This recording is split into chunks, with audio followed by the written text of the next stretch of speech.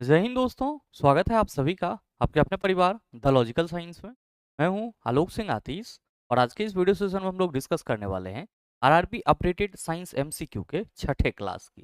जी हाँ दोस्तों, इससे पीछे के वीडियो सेशन में हम लोगों ने आरआरबी अपडेटेड साइंस एमसीक्यू का 5वां क्लास देखा था, जहाँ पे हम लोगों ने ग्रुप डी 2022 में पूछे गए साइंस क्वेश्चन को डिस्कस करा था। दोस्तों आज के इस वीडियो सेशन में भी हम लोग ग्रुप डी के एक नए शिफ्ट में पूछे गए साइंस क्वेश्चन की चर्चा करेंगे, जो आपके आगामी सभी आरआरबी एग्जाम के लिए बहुत ही उपयोगी है। साथ ही आपकी जानकारी के लिए बताना चाहूंगा कि आज के इस सेशन का जो भी क्वेश्चन है उसका पीडीएफ आपको कहाँ मिलेगा, ये हमारे टेलीग्राम ग्रुप से मिल जाएगा, जिसका लिंक इस वीडियो के नीचे डिस्क्रिप्शन में दिया हुआ है, या फिर आप टेलीग्राम पे जाकर के द लॉजिकल साइंस भी सर्च कर सकते हैं। बहरहाल आइए अपने सेशन की शुरुआत करते हैं और चलते हैं पहले क्वेश्चन की तरफ। मेरे मित्र, आपका जो पहला क्वेश्चन है आज के इस सेशन का, क्वेश्चन नंबर 1 क्या पूछा जा रहा है आपसे? आपसे पूछा जा रहा है कि तापन उपकरण का हीटिंग एलिमेंट बनाने हेतु चुने जाने के लिए किसी पदार्थ में कौन से गुण अनिवार्यतः मौजूद होनी चाहिए। ऑप्शन है आपका उच्च गलनांक, दूसरा है उच्च प्रतिरोधकता, तीसरा है निम्न प्रतिरोध, और मेरे मित्र यहाँ पे ऑप्शन दिया हुआ है 1 2 3, केवल 1 और 3, फिर है केवल 1 और 2, और चौथा है आपका केवल 2 और 3। क्या होगा इसका आंसर? आपसे क्वेश्चन करा जा रहा है कि तापन उपकरण का हीटिंग एलिमेंट बनाने हेतु, मेरे मित्र यहाँ पे जो तापन उपकरण की बात की जा रही है, इसमें आप सभी किसको देखेंगे? तो आप सभी कहेंगे कि गुरुजी जो इमर्सन रॉड होता है जिससे हम लोग पानी गर्म करते हैं, या फिर जो इलेक्ट्रिक आयरन होता है, या फिर जो हम लोग हीटर की बात करते हैं, ये सब के सब क्या कहलाते हैं? तो सर जो इमर्सन रॉड है या ओवन है, इलेक्ट्रिक आयरन है, हीटर है, ये सब के सब तापन उपकरण कहलाते हैं। और मेरे मित्र आप सभी ध्यान में रखना कि जितने भी तापन उपकरण होते हैं ये सभी विद्युत धारा के उष्मीय प्रभाव पे कार्य करते हैं। किस पे कार्य करते हैं? तो सर विद्युत धारा के उष्मीय प्रभाव पे कार्य करते हैं। मेरे मित्र आप सभी ध्यान में रखना कि इन सभी तापन उपकरण में क्या होता है? तो सर तापन अवयव होता है, जिसे हम लोग क्या कहते हैं? हीटिंग एलिमेंट कहते हैं। मेरे मित्र जो आप सभी कहते हैं सर हीटर में कॉइल रहता है, या फिर जो इलेक्ट्रिक आयरन है उसमें भी कॉइल रहता है, तो यहाँ पे कॉइल को ही क्या बोला जा रहा है? तापन अवयव बोला जा रहा है। क्या बोला जा रहा है? तापन अवयव बोला जा रहा है। मेरे मित्र चूंकि आप सबों को मालूम है कि इमर्सन रॉड हो, इलेक्ट्रिक आयरन हो, हीटर हो, इन सभी को जब इलेक्ट्रिसिटी से कनेक्ट की जाती है तो कुछ देर के बाद ये बहुत ज्यादा ऊष्मा क्या करती है? तो सर प्रोड्यूस करती है, उत्पन्न करती है। अच्छा, ये बहुत ज्यादा ऊष्मा उत्पन्न क्यों करती है? तो आप सभी इसके पीछे रीजन देते हो कि सर इसका जो हीटिंग एलिमेंट तापन अवयव है उसकी प्रतिरोधकता क्या होती है? सर ज्यादा होती है। चूंकि हम सबों को मालूम है कि विद्युत धारा के उष्मीय प्रभाव के दौरान कितना ऊष्मा निकलती है? तो sir H equal to I square R T. मतलब क्या कि विद्युतीय ऊष्मा प्रतिरोध के डायरेक्टली समानुपाती होती है, तो जाहिर सी बात है कि जितना ज्यादा प्रतिरोध होगा उतना ज्यादा हमारा क्या होगा? तो सर ऊष्मा होगा। और साथ ही मेरे मित्र आप सभी ध्यान में रखना कि जो तापन अवयव होते हैं इसकी प्रतिरोधकता तो उच्च होती ही होती है, इसकी प्रतिरोधकता उच्च होती ही होती है। साथ में क्या होता है? तो आप सभी ध्यान में रखेंगे कि इसके गलनांक भी उच्च होते हैं। मेरे मित्र अगर गलनांक निम्न हो जाए तो आप सभी क्या कहेंगे कि सर यहाँ पे इतना ज्यादा हीट इसको मिलते रहता है कि सर थोड़ा सा अगर इसके टेम्पर से ज्यादा हीट मिलेगा और गलनांक अगर लो होगा तो वो पिघल जाएगा, तो फिर हमारा इलेक्ट्रिक आयरन, इमर्सन रॉड या हीटर कोई काम का ही नहीं रहेगा। इसीलिए इसके जो तापन अवयव होते हैं तो सर उसकी जो प्रतिरोधकता होती है वो भी उच्च होती है, और जो गलनांक होता है सर वो भी क्या होती है? उच्च होती है, ताकि ये गले नहीं। तो जो सवाल करा जा रहा है कि तापन उपकरण का हीटिंग एलिमेंट बनाने हेतु चुने जाने के लिए किसी पदार्थ में कौन से गुण अनिवार्यतः मौजूद होना चाहिए, तो मेरे मित्र अगर हीटिंग एलिमेंट बना रहे हैं तो पहला चीज उसका मेल्टिंग पॉइंट हाई होनी चाहिए, और दूसरा उसका जो प्रतिरोधकता है वो क्या होनी चाहिए? तो सर ये भी हाई होनी चाहिए, जबकि निम्न प्रतिरोध नहीं होना चाहिए। तो आप क्या कहेंगे कि सर तब तो हमारे इस क्वेश्चन का सही आंसर 1 और 2 हो जाएगा? मेरे मित्र बिल्कुल आपके इस क्वेश्चन का सही आंसर केवल 1 और 2 होगा।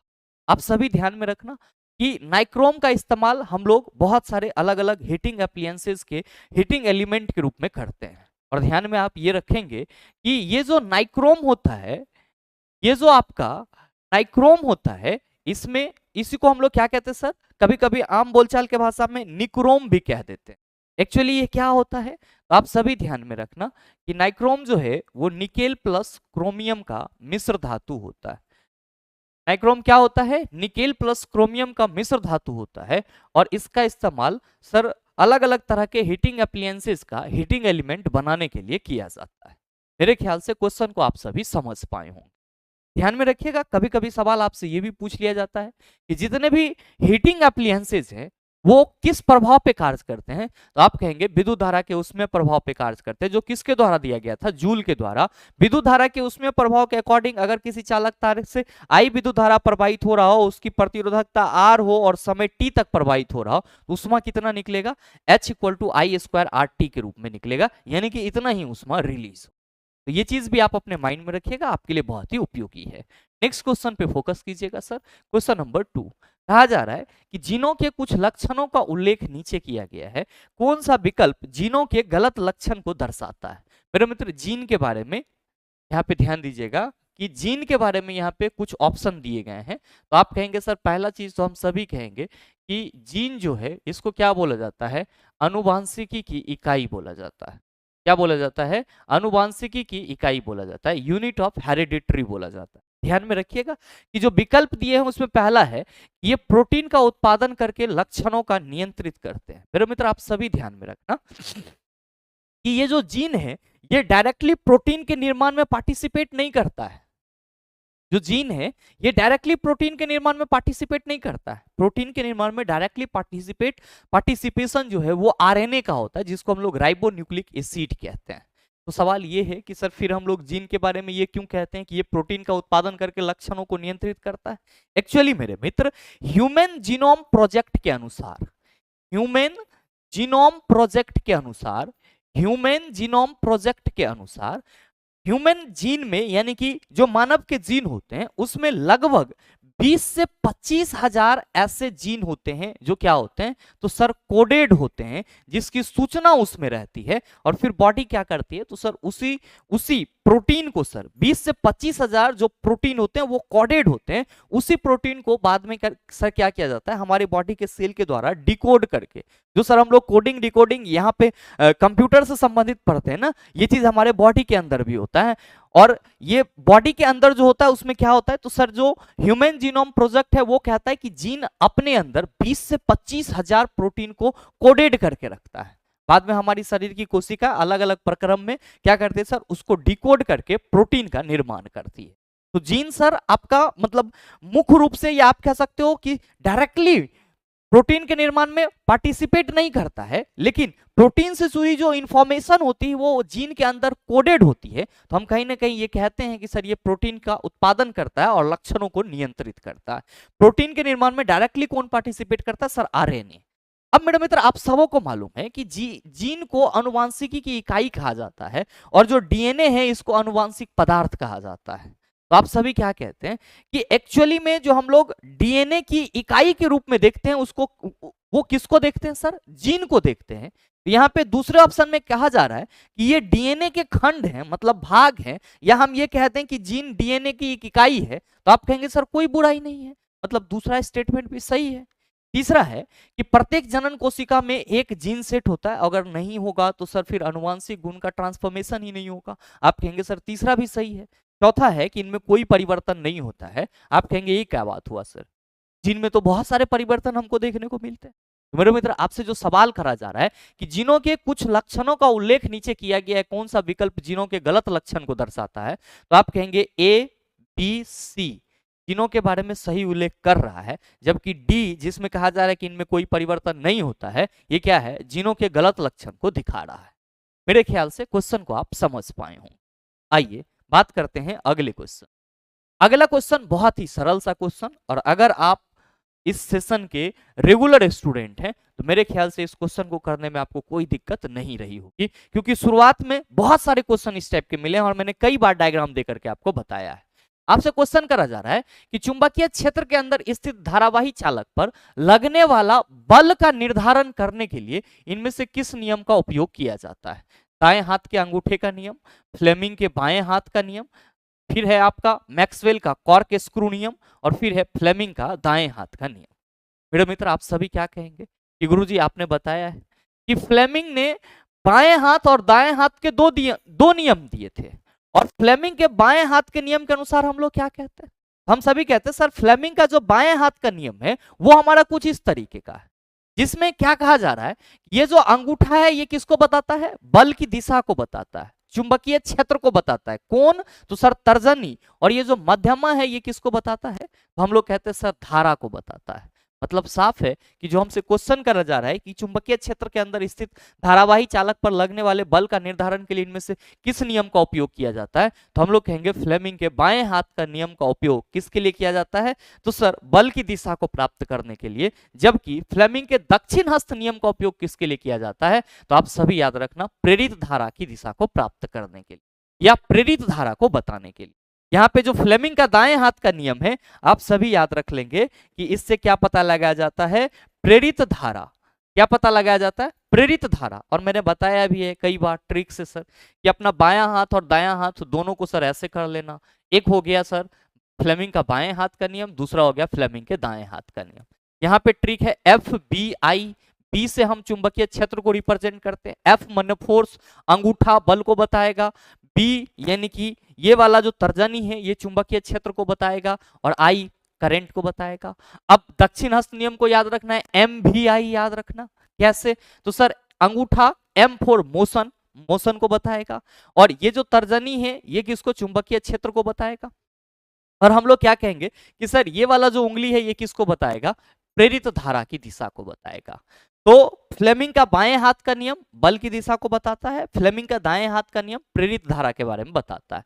दाएं हाथ का अंगूठा नियम या फिर कॉर्क स्क्रू नियम ये किसके द्वारा दिया गया था, मैक्सवेल के द्वारा दिया गया था। और इससे क्या हम लोग निकालते हैं, तो सर किसी भी चालक तार से प्रवाहित विद्युत धारा के चलते चुंबकीय क्षेत्र की दिशा जो होती है वो हम किसके द्वारा पता लगा पाते हैं, मैक्सवेल के कॉर्क स्क्रू नियम या फिर इसी को क्या कहते हैं, दाएं हाथ का अंगुष्ठ नियम कहते हैं, इसके द्वारा पता लगा पाते हैं। नेक्स्ट क्वेश्चन देखिएगा सर, क्वेश्चन नंबर 4 कि मनुष्यों का निम्न में से कौन सा अंग उत्सर्जन अंग के रूप में कार्य नहीं करते। मेरे मित्र आपके पहले ऑप्शन में फेफड़ा, आप कहेंगे सर फेफड़ा में श्वसन की प्रक्रिया होती है और कार्बन डाइऑक्साइड हमारे बॉडी से बाहर आता है, हम ये कह सकते हैं कि फेफड़ा में सर उत्सर्जन की प्रक्रिया होती है। मतलब उत्सर्जन प्रक्रिया का मतलब ये हुआ कि वैसे अंग जिसके द्वारा कुछ न कुछ अनट्रीटेड मटेरियल हमारे बॉडी से बाहर जाता है, तो फेफड़ा के थ्रू कार्बन डाइऑक्साइड क्या होता है सर, बॉडी से बाहर जाता है। छोटी आंत में याद रखेंगे चेला कि भोजन का संपूर्ण पाचन होता है, भोजन का संपूर्ण पाचन होता है, और ये उत्सर्जी तंत्र के रूप में या उत्सर्जी अंग के रूप में कार्य नहीं करता। जबकि त्वचा, इससे क्या होता है सर, पसीना बाहर आता है, तो हम ये कह सकते हैं कि सर पसीना भी हमारे लिए अनट्रीटेड मटेरियल है हमारे बॉडी के लिए।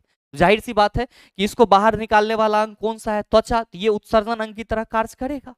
मेरे मित्र आप सभी कहते हैं कि गुरुजी जो अपचा भोजन होता है या फिर जो हमारे शरीर के द्वारा भोजन को रिजेक्ट कर दिया जाता है वो स्टोर कहाँ पे होता है, बड़ी आंत में होता है, और फिर सर टाइम टू टाइम हमारे बॉडी से स्टूल के रूप में बड़ी आंत में जो अनपचा भोजन होता है वो शरीर से बाहर निकलता है।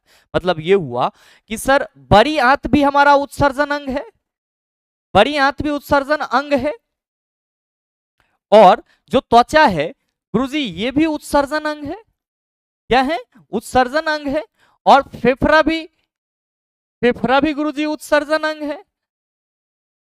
जबकि छोटी आंत चला क्या है, तो सर ये भोजन का संपूर्ण पाचन का स्थल है, ये उत्सर्जी अंग के रूप में कार्य नहीं करता है। तो सही आंसर क्या होगा, ऑप्शन नंबर बी हो जाएगा।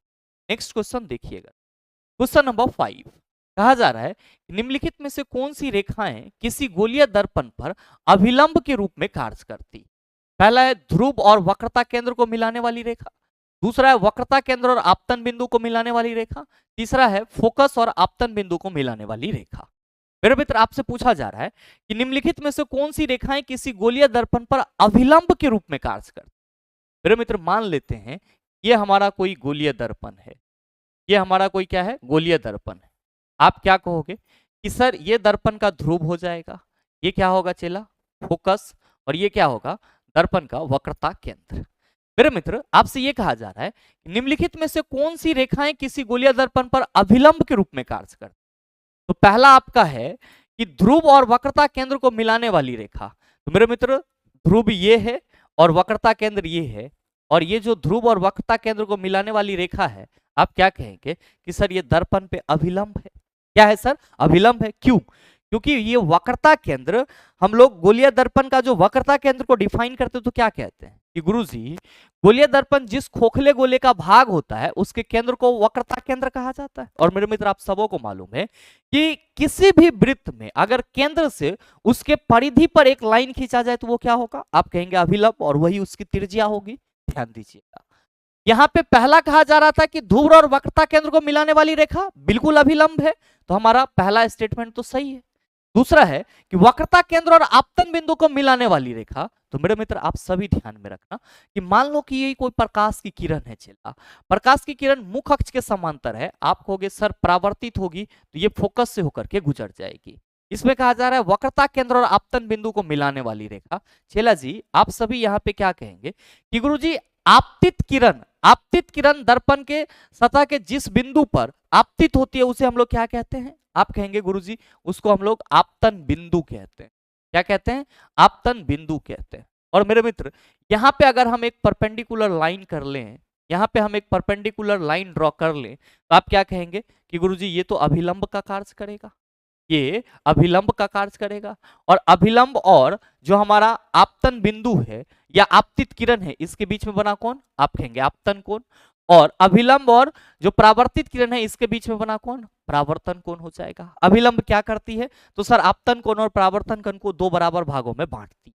मतलब ये जो आपसे यहाँ पे कहा जा रहा है कि वक्रता केंद्र और आपतन बिंदु को मिलाने वाली रेखा, तो मेरे मित्र वक्रता केंद्र आपका ये था और इसको आप इस रेखा के सहारे क्या कर दिए? तो सर आपतन बिंदु से मिला दिए। तो आप कहेंगे गुरुजी ये भी तो हमारा अभिलंब भी हो जाता है। मतलब ये हुआ कि दूसरा स्टेटमेंट में जो लाइन दिया हुआ है उसमें भी क्या हो रहा है सर? अभिलंब फॉर्म हो रहा है। फोकस और आपतन बिंदु को मिलाने वाली रेखा, मेरे मित्र अगर हम फोकस और आपतन बिंदु को यहाँ पे मिला दे तो क्या ये हमारा अभिलंब होगा? आप कहेंगे बिल्कुल नहीं। क्यों? क्योंकि सर अभिलंब तो तभी होगा जब वक्रता केंद्र, गोलीय दर्पण जिस खोखले गोले का भाग है उसके केंद्र से जब कोई रेखा क्या की जाएगी सर? दर्पण के सतह पे डाली जाएगी।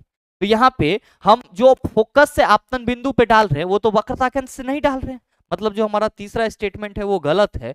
सही कौन है? तो सर एक और दो, आंसर क्या होगा? आप कहेंगे ऑप्शन नंबर ए हो जाएगा। यानी कि एक और दो दोनों क्या हैं सर? सही हैं। और दोनों अगर दोनों स्टेटमेंट के अनुसार अगर रेखाएं खींची जाए तो वो किसके तरह कार्य करेगी? अभिलंब के तरह कार्य करेगी, नॉर्मल के तरह कार्य करेगी। आइए बात करते हैं अगले question. Question number 6, carbon dash के कारण अस्थायी यौगिक बनाने में सक्षम होते हैं, क्योंकि सर कार्बन का परमाणु आकार बहुत छोटा होता है। तो सही आंसर क्या हो जाएगा सर? अपने छोटे परमाणु आकार के चलते। नेक्स्ट क्वेश्चन, क्वेश्चन नंबर 7, कि एक क्षैतिज सीधी तार में धारा पश्चिम से पूर्व की ओर प्रवाहित होती है। मेरे मित्र मान लीजिए कि ये क्षैतिज तार है और इससे जो धारा है वो कैसे प्रवाहित हो रही है? तो सर पश्चिम से पूर्व की ओर हो रही है। पूर्वी सिरे से देखे जाने पर चुंबकीय क्षेत्र रेखाओं की दिशा क्या होगी? मेरे मित्र आप सबों को मालूम है कि अगर किसी सीधी धारावाही चालक तार से विद्युत धारा प्रवाहित होती है तो जो चुंबकीय क्षेत्र बनता है उसको बताने के लिए हम लोग किसका इस्तेमाल करते हैं? आप सभी कहते हैं सर मैक्सवेल के दक्षिण हस्त अंगुष्ठ नियम का इस्तेमाल करते हैं। ध्यान में रखिएगा क्या कहता है मैक्सवेल का दक्षिण हस्त अंगुष्ठ नियम? कहता है कि अगर किसी सीधी धारावाही चालक तार को अपने दाएं हाथ के अंगूठे से कुछ इस तरह से पकड़ा जाए कि अंगूठा विद्युत धारा की दिशा को बताए तो ये सभी उंगलियां चुंबकीय क्षेत्र को बताती है। ये सभी उंगलियां किसको बताएगी? चुंबकीय क्षेत्र को बताएगी कुछ इस तरीके से। अगर ये अंगूठा हमारा किसको बता रहा है? धारा की दिशा को बता रहा है। तो क्वेश्चन करा जा रहा है कि एक क्षैतिज सीधे तार में धारा पश्चिम से पूर्व की ओर बहती है। मतलब धारा कैसे बह रही है? मेरे हाथ पे ध्यान देना चला, धारा आपका इस तरह से बह रही है। मतलब धारा अगर इधर जा रही है तो चुंबकीय क्षेत्र हमारा इधर हो रहा है, चुंबकीय क्षेत्र। आप कहेंगे सर ये इस तरह से बनेगा। तो आपसे ये कहा जा रहा है कि पूर्वी सिरे से देखे जाने पर चुंबकीय क्षेत्र रेखाओं की दिशा क्या होगी? पूर्वी सिरा तो यही ना होगा, पश्चिम अगर ये है तो पूरब ये होगा। इधर से देखेंगे तो क्या होगी? मेरे मित्र ये देखो आप, ये आपका क्वेश्चन के अनुसार मान लो कि ये मार्कर हमारा क्षैतिज तार है जिसे विद्युत धारा प्रवाहित हो रही है। तो आप कहेंगे सर चुंबकीय क्षेत्र की दिशा मैक्सवेल के दक्षिण हस्त अंगुष्ठ नियम लगा करके लगाएंगे। अच्छा आप क्या कहेंगे कि गुरुजी ये तो ऐसे होगा, ये ऐसे होगा, ये ऐसे था, ध्यान देना ऐसे, अब इसको ऐसे कर देंगे। आप कहेंगे कोई दिक्कत नहीं है। चला जी, अगर आप इधर से देखोगे पूर्वी छोर से, तो ये जो आपका चुंबकीय क्षेत्र रेखाएं आपको दिखाई पड़ेगी, चाहे ऊपर किसी बिंदु पे या फिर नीचे किसी बिंदु पे आप देखोगे, तो ये क्या दिखाई पड़ेगी आपको सर, ये तल के लंबवत होगी। और पूर्वी साइड से अगर आप देख रहे हैं, पूर्वी साइड से देख रहे हैं, तो ये आपको कैसा दिखाई पड़ेगा, दक्षिणावर्त दिखाई पड़ेगा। जबकि अगर पश्चिमी साइड से आप देख रहे हैं तो आपको कैसा दिखाई पड़ेगा, वामावर्त दिखाई पड़ेगा। और मेरे मित्र, रेलवे ने इस क्वेश्चन का आंसर गलत दिया था। रेलवे ने इस क्वेश्चन का आंसर दिया था तार के लंबवत तल में वामावर्त, जबकि गलत है। पूर्वी सिरे से देखने पर तार के लंबवत तल में, क्योंकि मैंने दोनों चीज बताया कि आप तार के ऊपर से देखो या फिर नीचे से देखो किसी भी बिंदु पे, तो लंबवत तल में क्या होगा सर, तो सर आपको जो चुंबकीय क्षेत्र रेखा है वो कैसी दिखाई पड़ेगी सर, दक्षिणावर्त दिखाई पड़ेगी। तो सही आंसर क्या हो जाएगा, आप सभी याद रखना, ऑप्शन बी हो जाएगा। जबकि अगर हम इसी चालक तार को इस तरह से पकड़ के पश्चिम से इसको देखने की कोशिश करेंगे, तो जो हमारा चुंबकीय क्षेत्र रेखा है वो किस टाइप से दिखाई पड़ेगी सर, वामवर्त दिखाई पड़ेगी। कैसा दिखाई पड़ेगी, वामवर्त दिखाई पड़ेगी। तो ये सर क्वेश्चन आप अपने माइंड में रखेंगे। सर एनसीईआरटी का प्योर कॉपी पेस्ट किया हुआ क्वेश्चन है। कहां पे मिलेगा, तो सर विद्युत धारा के चुंबकीय प्रभाव को जब आप पढ़ेंगे तो सर मैक्सवेल के दक्षिण हस्त अंगुष्ठ नियम के जस्ट नीचे एक क्वेश्चन करके दिया हुआ है, वहीं पे आपको मिल जाएगा। तो हमेशा ध्यान में रखिएगा कि एक क्षैतिज सीधे तार में धारा पश्चिम से पूर्व की ओर प्रवाहित हो और पूर्वी सिरे से देखें, तो जो हमारा चुंबकीय क्षेत्र रेखा होगी उसकी दिशा तार के लंबवत तल में दक्षिणावर्त होगी, और पश्चिमी सिरे से देखा जाएगा तो तार के लंबवत तल में वामावर्त होगी। कोई दिक्कत नहीं होना चाहिए। नेक्स्ट क्वेश्चन पे आइए सर, क्वेश्चन नंबर 8 आपसे पूछा जा रहा है, एक मैग्नीशियम रिबन वायु ऑक्सीजन में चमकदार लौ के साथ जलता है। चला सीधे मालूम है कि गुरुजी 2mg प्लस O2 रिएक्ट करेगा तो क्या बना लेगा, 2MgO, यानी कि मैग्नीशियम ऑक्साइड बना लेगा। क्या बना लेगा सर, मैग्नीशियम ऑक्साइड बना लेगा। तो सही आंसर क्या हो जाएगा, ऑप्शन नंबर बी हो जाएगा।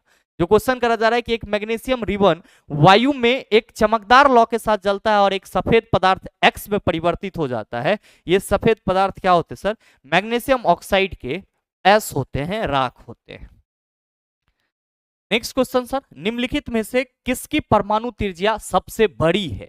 ऑप्शन है ऑक्सीजन, क्लोरीन, फ्लोरीन, आयोडीन। मेरे मित्र आप सभी ध्यान में रखना, यहाँ पे आयोडीन की परमाणु त्रिज्या क्या होगी, सबसे बड़ी होगी। नेक्स्ट क्वेश्चन, क्वेश्चन नंबर 10 कि जैव निम्नीकरण अपशिष्ट के बड़े पैमाने पर उत्पादन के कुछ प्रभावों का उल्लेख नीचे दिया गया है, गलत कथन का चयन कीजिए। जैव निम्नीकरण 2 दिन से हम लोग पढ़ रहे हैं, आप सभी कहेंगे कि सर बायोडिग्रेडेबल मटेरियल वैसे मटेरियल को बोला जाता है जो प्रकृति में स्वतः विघटित हो जाते हैं। मेरे मित्र यहाँ पे क्या कहा जा रहा है कि जैव निम्नीकरण अपशिष्ट के बड़े पैमाने पर उत्पादन, क्योंकि बायोडिग्रेडेबल सब्सटेंसेस का हम लोग बड़े पैमाने पे उत्पादन भी करते हैं अपने खेत में उर्वरा शक्ति को बढ़ाने के लिए। जो कैटल डंग या गाय का गोबर, भैंस का गोबर होता है, उसको हम सर एक गड्ढा में स्टोर करके रखते हैं, फिर कई दिनों तक उसको सराने के बाद उसको हम लोग अपने खेत में डालते हैं। इससे क्या कहते हैं कि सर इससे जो मृदा होती है, भूमि होती है, उसमें पोषक तत्व प्राप्त होती है। तो कहा जा रहा है कि जैव निम्नीकरण अपशिष्ट के बड़े पैमाने पर उत्पादन के कुछ प्रभावों का उल्लेख नीचे किया गया है, गलत कथन का चयन कीजिए। मतलब ये हुआ कि बायोडिग्रेडेबल मटेरियल का बड़े पैमाने पर जो हम लोग उत्पादन करते हैं उसका प्रभाव क्या होता है। तो पहला है कि मृदा पोषक तत्वों की पुनः पूर्ति, बिल्कुल सही है सर, क्योंकि बायोडिग्रेडेबल का बड़े पैमाने पे उपयोग करना ही एक ही मकसद है कि जो हमारी भूमि की उर्वरता खत्म हो गई है उसमें उर्वरता को लौटा देना। दूसरा है कि लैंडफिल में भेजे जाने पर अपशिष्ट की मात्रा बढ़ जाती है। मेरे मित्र ये बिल्कुल ही गलत है। लैंडफिल का मतलब यहाँ पे क्या होता है, लैंडफिल का मतलब होता है गड्ढा। अगर आप लोग गांव से बिलोंग करते होंगे और आपके घर में अगर मवेशी है, पशु है, तो उसका जो गोबर वगैरह होता है उसको आप देखे होंगे घर के बुजुर्ग एक गड्ढा में स्टोर करके रखता है। तो ऐसा थोड़ी होता है कि सर गड्ढा में स्टोर करके रख देंगे तो गोबर दिन दूना रात चौगुना बढ़ जाएगा। यहाँ पे तो वह कहा जा रहा है कि लैंडफिल में भेजे जाने वाले अपशिष्ट की मात्रा बढ़ जाती है, संभव है? आप कहेंगे नहीं, तो सर ये तो गलत बात है। दूसरा, यह मच्छरों के प्रजनन स्थल के रूप में कार्य करता है जिससे बीमारियां फैलती है। ये बात तो सही है कि अगर सर आप बहुत दिन तक अपशिष्ट पदार्थ को घर के बाहर किसी गड्ढा में सरा गला करके रखे रहते हो कि हम इससे मिट्टी की उर्वरता बढ़ाने के लिए खेत में इसका उपयोग करेंगे, तो आप देखे होंगे कि उस आसपास में क्या होते हैं, तो सर बहुत ज्यादा मच्छर आ जाता है। यानी कि मच्छर के प्रजनन, मच्छर का एक वो महत्वपूर्ण प्रजनन स्थल हो जाता है। क्यों? क्योंकि मच्छर तो हमेशा सर मतलब गंदगी चीजों पे ही वो क्या होते हैं सर, रिप्रोड्यूस करते हैं अपने आप को। तो कहीं ना कहीं ये बात भी सही है। और आपका नेक्स्ट है दुर्गंध देता है, आप कहेंगे ये भी सही है। तो मेरे मित्र आपसे ये कहा जा रहा था कि कुछ प्रभावों का उल्लेख नीचे किया गया है और गलत कथन का चयन कीजिए, तो गलत तो आपको ऑप्शन बी ही लग रहा है, तो सही आंसर क्या हो जाएगा, ऑप्शन बी हो जाएगा। आइए अगला क्वेश्चन देखिए, क्वेश्चन नंबर 11, दिए गए परिपथ में 3 ओम प्रतिरोध में प्रवाहित धारा ज्ञात कीजिए। ध्यान रखिएगा ये आपका 3 ओम है और ये आपका 4 ओम है, दोनों क्या है सर, श्रेणी क्रम में जुटे हुए हैं, इसीलिए इससे जो धारा बहेगी दोनों ही प्रतिरोध से वो समान धारा बहेगी। याद रखिएगा कि श्रेणी क्रम में कितना हो प्रतिरोध जुटा हुआ हो उससे बहने वाली धारा हमेशा क्या होती है, समान होती है, जबकि इनका विभवांतर क्या होगा, अलग अलग होगा, V1 और V2। हमेशा ध्यान में रखना है श्रेणी क्रम में जुड़े हुए प्रतिरोध से समान धारा बहती है, जबकि विभवांतर क्या होता है, अलग अलग होता है। क्या पूछा जा रहा है कि यहाँ पे 3 ओम प्रतिरोध से कितना धारा बहेगी, आप कहेंगे जितना पूरे परिपथ से बहेगी, पूरे परिपथ से कितना धारा बहेगी, तो आप कहेंगे सर टोटल प्रतिरोध निकालिए, यहाँ पे विभवांतर हमारा 5 वोल्ट दिया हुआ है, तो आप कहेंगे sir R S equal to 7 ohm हो जाएगा। आर एस इक्वल टू क्या हो जाएगा चला, 7 ओम। भी हमारा कितना है, 5 वोल्ट। आप सभी क्या कहते हैं गुरुजी, V equal to I R होता है, I इक्वल टू V बटा आर हो जाएगा। V कितना है 5, R कितना है 7, तो ये 5/7 ओम हो जाएगा, सॉरी 5/7 एम्पियर हो जाएगा। कहेंगे सर ऑप्शन नंबर बी में है, कोई दिक्कत नहीं होना चाहिए। आइए अगला क्वेश्चन देखिए, क्वेश्चन नंबर 12 कि सोडियम धातु के जल के साथ अभिक्रिया करने पर क्या होता है। मेरे मित्र सोडियम हाइड्रोक्साइड बनता है। जब सोडियम धातु जल के साथ अभिक्रिया करेगा तो क्या होगा, सोडियम हाइड्रोक्साइड बनेगा और हाइड्रोजन गैस रिलीज होता है Na+H2O। जब ये एक दूसरे के साथ अभिक्रिया करेंगे तो NaOH+H2 बनेगा। आपका ऑप्शन क्या है, हाइड्रोजन गैस और सोडियम हाइड्रोक्साइड विलयन बनते हैं, पहला ही ऑप्शन बिल्कुल करेक्ट है। दूसरा ऑप्शन है कोई अभिक्रिया नहीं होती है, गलत बात है, बिना अभिक्रिया की हो गया। अब नेक्स्ट है केवल सोडियम हाइड्रोक्साइड विलयन बनता है, ये भी गलत है क्योंकि हाइड्रोजन गैस भी बन रहा है। क्लोरीन गैस और सोडियम हाइड्रोक्साइड विलयन बनते हैं, क्लोरीन कहां से बनेगा चला, यहाँ पे कोई दिक्कत नहीं होना चाहिए। आइए अगला क्वेश्चन देखते हैं, क्वेश्चन नंबर 13, नीचे दिए गए कथनों पर विचार कीजिए और सही उत्तर का चयन कीजिए। आपका पहला स्टेटमेंट है आवर्त में बाएं से दाएं की ओर बढ़ने पर धात्विक गुण घटता जाता है, बिल्कुल ही सही है। आवर्त में बाएं से दाएं जाएंगे तो धात्विक गुण घटेगा, जबकि अधात्विक गुण क्या होगा, बढ़ेगा। और दूसरा है कि जैसे जैसे आवर्त में संयोजी कोष इलेक्ट्रॉन पर कार्य करने वाला प्रभावी नाभिकीय आवेश बढ़ता जाता है, वैसे वैसे इलेक्ट्रॉन त्यागने की प्रवृत्ति क्या होती है सर, कम होते जाती है। मेरे मित्र ये भी बिल्कुल सही है, मतलब ये हुआ कि स्टेटमेंट 1 सही है और स्टेटमेंट 2 उसकी व्याख्या कर रहा है कि जैसे जैसे संयोजी कोष में इलेक्ट्रॉन पर कार्य करने वाला जो नाभिकीय आवेश है वो बढ़ेगा, वैसे वैसे इलेक्ट्रॉन की त्याग करने की प्रवृत्ति क्या होती जाएगी सर, कम होती चली जाएगी। मतलब ये हुआ कि दोनों कथन सही है और कथन 1 कथन 2 की सही व्याख्या करता है। आपका दूसरा है केवल कथन 2 सही है, तीसरा है केवल कथन 1 सही है और चौथा है दोनों कथन सही है, कथन 2 कथन 1 की सही व्याख्या करता है। अब आप बताइए कि सही आंसर क्या होगा। क्या कहेंगे कि गुरुजी दोनों कथन सही हैं, कथन 2 कथन 1 की क्या कर रहा है, सही व्याख्या कर रहा है, जबकि कथन 1 कथन 2 की सही व्याख्या नहीं कर रहा है। ये इसको एक्सप्लेन कर रहा है कि आवर्त में बाएं से दाएं जाएंगे तो धात्विक गुण क्या होगा, घट जाएगा, जबकि अधात्विक गुण क्या होगी, वृद्धि होगी। और मेरे मित्र यहाँ पे ये कह रहा है कि जैसे जैसे आवर्त में संयोजी कोष इलेक्ट्रॉन पर कार्य करने वाला प्रभावी नाभिकीय आवेश बढ़ता जाता है, वैसे वैसे इलेक्ट्रॉन त्यागने की प्रवृत्ति कम होती है। तो इलेक्ट्रॉन त्यागने की प्रवृत्ति कम होगी, मतलब क्या हुआ कि सर धातु इलेक्ट्रॉन त्याग करती है, तो धात्विक गुण घट जाएगा, मतलब इलेक्ट्रॉन त्याग करने की प्रवृत्ति घट जाएगी। बढ़ेगा कौन, अधात्विक गुण। तो सर अधात्विक गुण अधातु क्या करते हैं सर, इलेक्ट्रॉन को ग्रहण करते हैं। तो कथन 2 कथन 1 की व्याख्या कर रहा है, कथन 1 कथन 2 की व्याख्या नहीं कर रहा है, ये चीज ध्यान में रखें। मेरे ख्याल से चीजों को समझ पाए होंगे। आइए बात करते हैं अगले क्वेश्चन, बड़ा ही सरल सा सवाल कि निम्नलिखित को सुमेलित कीजिए। मेरे मित्र आप सभी याद रखिएगा कि नींबू का रस हम लोग लगभग इसका पीएच 2.2 लेते हैं, जठर रस का पीएच वैल्यू हम लोग 1.2 लेते हैं, जो हमारा मिल्क ऑफ मैग्नीशिया है जिसका हम लोग एंटासिड के रूप में इस्तेमाल करते हैं, इसका पीएच वैल्यू 10.5 होता है, लेकिन अप्रोक्स हम लोग 10 मान के चलते हैं। और सोडियम हाइड्रोक्साइड ये तो सर आपका स्ट्रॉन्ग बेस माना जाता है, तो इसकी पीएच वैल्यू कितनी होती है, 14 होती है। तो आप देख लीजिए कि ये 2.2 किस में है, आप कहेंगे सी में, 1.2 किस में है, आप कहेंगे बी में, और 10 किस में है, आप कहिएगा डी में, और 14 किस में है सर, ए में। तो एक आपका सी, एक आपका सी, 2 बी, 2 बी, 3 डी, 3 डी, 4 आपका 4 आपका ए, 4 ए, तो सही आंसर ऑप्शन नंबर डी हो जाएगा। ये कुछ इंपॉर्टेंट पीएच वैल्यू है जिसको आप सभी भी याद रखिएगा, आपके लिए बहुत ही जरूरी है। पीएच का मतलब पोटेंस ऑफ हाइड्रोजन होता है, और मेरे मित्र पीएच स्केल की खोज सोरेनसन नामक वैज्ञानिक ने की थी। पीएच स्केल पे 0 से लेकर के 14 तक क्या होते हैं, रेटिंग होते हैं। और ध्यान में रखेंगे कि पीएच वैल्यू जितना कम होगा उतना ही क्या होगा, ज्यादा अम्लीयता को बताएगी। पीएच वैल्यू जितना ज्यादा होगा उतना ही क्षारकता को बताएगी। और अगर कोई हमारा सॉल्यूशन उदासीन है तो उसका पीएच वैल्यू क्या होगा, 7। नेक्स्ट क्वेश्चन देखिएगा, क्वेश्चन नंबर 15 कि कुछ पौधे अपनी जड़ों से नए पौधे भी पैदा कर सकते हैं, डैश ऐसे ही पौधे का एक उदाहरण है शकरकंद सर। शकरकंद अपने जड़ से नया पौधा क्या कर सकता है सर, पैदा कर सकता है। या फिर अगर हम लोग अदरक की बात करते हैं तो सर इसके स्टेम से हमको क्या मिल जाता है, नया पौधा मिल जाता है। नेक्स्ट क्वेश्चन, निम्नलिखित में से कौन सा पौधे में संग्रहित कार्बोहाइड्रेट है, आप सभी ध्यान में रखेंगे स्टार्च। और अगर हम लोग से ये पूछा जाए कि मानव में ग्लूकोज किस रूप में संग्रहित हो जाता है, तो आप सभी ध्यान में रखना ग्लाइकोजेन के रूप में संग्रहित हो जाता है। एक्चुअली क्या होता है कि सर जब प्रकाश संश्लेषण की प्रक्रिया होती है पौधे में, तो वहां पे लार्ज अमाउंट ऑफ ग्लूकोज का फॉर्मेशन होता है। सारे ग्लूकोज का उपयोग प्लांट के द्वारा नहीं किया जाता है, कुछ ग्लूकोज वो स्टार्च के रूप में स्टोर करके रख लेते हैं, और जब उसके शरीर में प्रकाश संश्लेषण की प्रक्रिया नहीं होती है तब प्लांट उसी स्टार्च का क्या करते हैं सर, उपयोग करते हैं।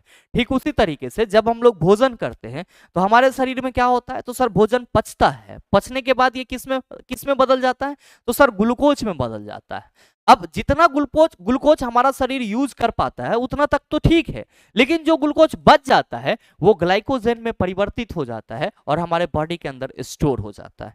और मेरे मित्र जब कभी भी हम लोग भूखे रहते हैं तो हम लोग जो भूखे रहने के बाद भी जिंदा रहते हैं, एक्चुअली में किसके चलते, इसी ग्लाइकोजेन के चलते। जरूरत पड़ने पर यही ग्लाइकोजेन फिर किस में परिवर्तित हो जाती है, ग्लूकोज में परिवर्तित हो जाती है।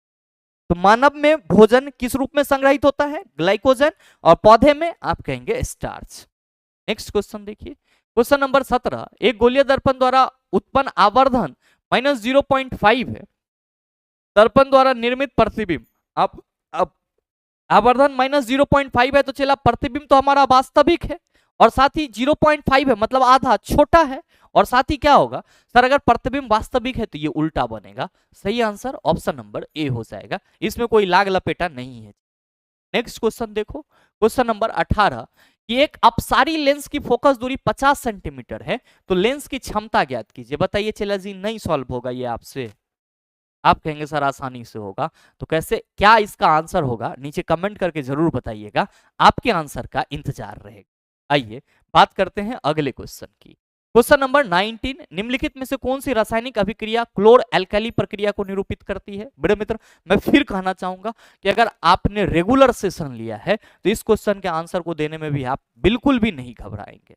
आप सभी क्या कहेंगे कि गुरुजी यहाँ पे क्लोर एल्कली प्रोसेस की बात की जा रही है, और हम सबों को मालूम है, क्या मालूम है कि सर जब 10% सोडियम क्लोराइड के जलीय विलयन से इलेक्ट्रिसिटी प्रवाहित की जाती है तब ये सोडियम हाइड्रोक्साइड हाइड्रोजन और क्लोरीन गैस बनाता है, और ये प्रक्रिया हमारा क्लोर क्षार प्रक्रिया कहलाती है।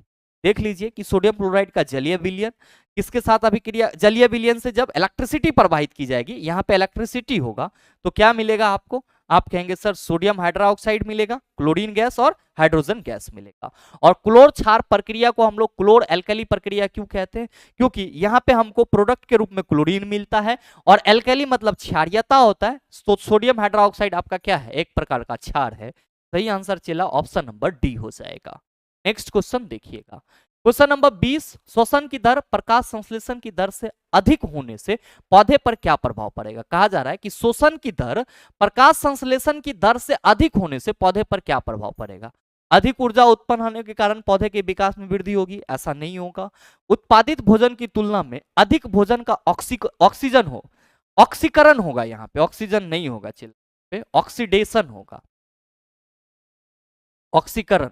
उत्पादित भोजन की तुलना में अधिक भोजन का क्या होगा, ऑक्सीकरण होगा, जिससे पोषण के अभाव में पौधा सूख जाएगा। मेरे मित्र कहा जा रहा है कि श्वसन की दर प्रकाश संश्लेषण की दर से ज्यादा हो, तो जाहिर सी बात है कि सर श्वसन की प्रक्रिया में तो जो ग्लूकोज होता है वो ऑक्सीजन के साथ ऑक्सीकृत होकर के ऊर्जा का उत्पादन करता है। अब यहाँ पे कह रहा है कि प्रकाश संश्लेषण की दर कम हो जबकि शोषण की दर ज्यादा हो, तो आप कहेंगे सर जो उत्पादित भोजन की तुलना में अधिक भोजन का क्या होगा यहाँ पे सर ऑक्सीकरण होगा। मतलब अगर शोषण की दर ज्यादा हो रही है और उत्पादन कम हो रहा है तो जो हमारे पास बचा हुआ भोजन है उसका तेजी से क्या होगा ऑक्सीकरण होगा, जिससे क्या होगा सर पोषण का अभाव होगा और पौधा हमारा क्या होगा सर सूख जाएगा। मतलब सही आंसर क्या हो जाएगा ऑप्शन नंबर बी हो जाएगा। नेक्स्ट है पौधे बहुत अधिक मात्रा में भोजन का संग्रहण करेंगे, बिल्कुल नहीं होगा सर, किसी को भी लिमिट से ज्यादा, आप सबों को मालूम है अजीर्ण भोजनम विषम और अजीर्ण जलम विषम, बहुत ज्यादा भोजन और बहुत ज्यादा जल भी विष का कारण बनता है, ये चीज आप सभी ध्यान में रखेंगे। आइए सर अगला क्वेश्चन देखिए, क्वेश्चन नंबर 21, यौगिक C2H6 और C3H8 में डैश इकाई का अंतर होता है। चला C2H6 है और C3H8 है, आप क्या कहोगे गुरुजी ये इथेन है, ये इथेन है और ये क्या है आप कहेंगे गुरुजी ये प्रोपेन है। दोनों में कितना का अंतर होगा, आप कहेंगे दोनों में जो अंतर होगा सर वो CH2 का अंतर होगा। चला जी इस CH2 का अनुभार कितना होता है, तो कार्बन के एक परमाणु का 12, हाइड्रोजन के 2 परमाणु हैं तो 12 2 14, कितना का अंतर होगा सर, तो सर अनुभार का अंतर पूछेगा तो हम लोग कहेंगे 14 का, आई से तो सर CH2 का है, तो ऊपर में C2H6 नीचे में C3 है, तो एगो कार्बन ज्यादा है दूगो हाइड्रोजन ज्यादा है, तो CH2 समजातीय का क्या होगा सर अंतर होगा। क्यों, क्योंकि इथेन और प्रोपेन दोनों क्या है एल्केन ग्रुप के ही कंपाउंड है। अगला क्वेश्चन, क्वेश्चन नंबर 22, क्या पूछा जा रहा है, निम्नलिखित में से कौन सी उष्मीय ऊर्जा की इकाई नहीं है। मेरे मित्र ऑप्शन है kilowatt, calorie, watt second, joule, क्या होगा इसका आंसर। ध्यान दीजिएगा क्वेश्चन में थोड़ा सा यहाँ पे फॉल्ट है, फॉल्ट ये है यहाँ पे इसको उष्मीय की चर्चा नहीं करना चाहिए, यहाँ पे इसको सीधे सीधे ऊर्जा की बात करनी चाहिए।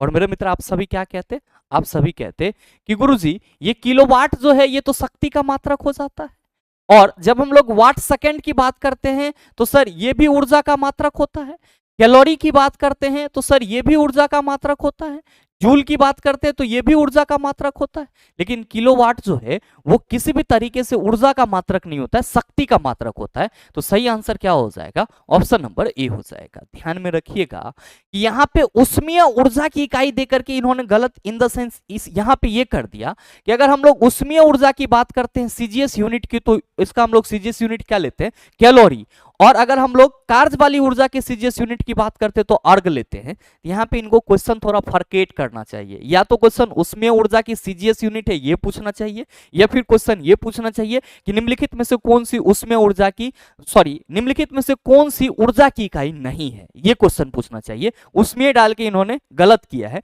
लेकिन फिर भी हम सबों को मालूम है कैलोरी, जूल और वाट सेकंड ये ऊर्जा का यूनिट होता है, तो जाहिर सी बात है कि किलोवाट शक्ति का यूनिट है, तो यहाँ पे सिर्फ और सिर्फ किलोवाट ही क्या है सर ऊर्जा की यूनिट नहीं है, तो सही आंसर ऑप्शन नंबर ए हो जाएगा। ध्यान में रखिएगा न सिर्फ watt second, watt hour, kilowatt hour भी क्या होते हैं सर ऊर्जा के ही यूनिट होते हैं, मेरे ख्याल से समझ पाए हों।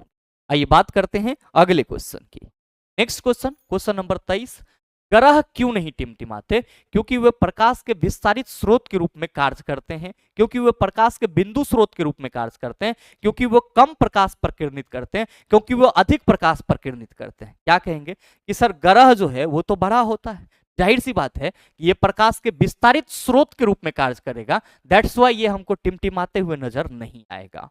Next question, question number 24, dash वसा के पाइसीकरण में सहायक होता है। क्या कहते हो कि सर जो इमल्सिफिकेशन होता है वसा का वो किसके थ्रू, तो सर पितरस के थ्रू। मतलब साफ है कि जो हमारा पितलबन ऑप्शन में दिया हुआ है वही क्या है सर हमारे इस क्वेश्चन का सही आंसर।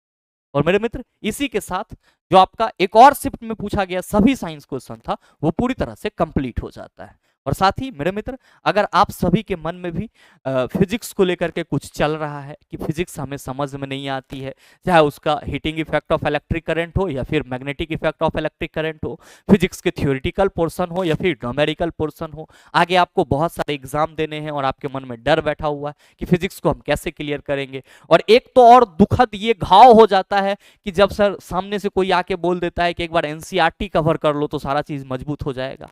मेरे मित्र इन्हीं सारी चीजों को सोचते हुए यहाँ पे मैं आप सबों के लिए फिजिक्स द गेम चेंजर नाम से सर एक स्पेशल बैच लाने जा रहा हूं, जिसमें आपका जो फिजिक्स का न्यूमेरिकल और थ्योरेटिकल का एक प्रॉब्लम है ना सर, जो एक घाव बना हुआ रहता है कि सर एनसीईआरटी नहीं पढ़ा तो मेरा न्यूमेरिकल नहीं हुआ, ये नहीं पढ़ा तो मेरा ये नहीं हुआ, इस पूरे समस्या, इस पूरे घाव को ही सर खत्म कर दिया जाएगा।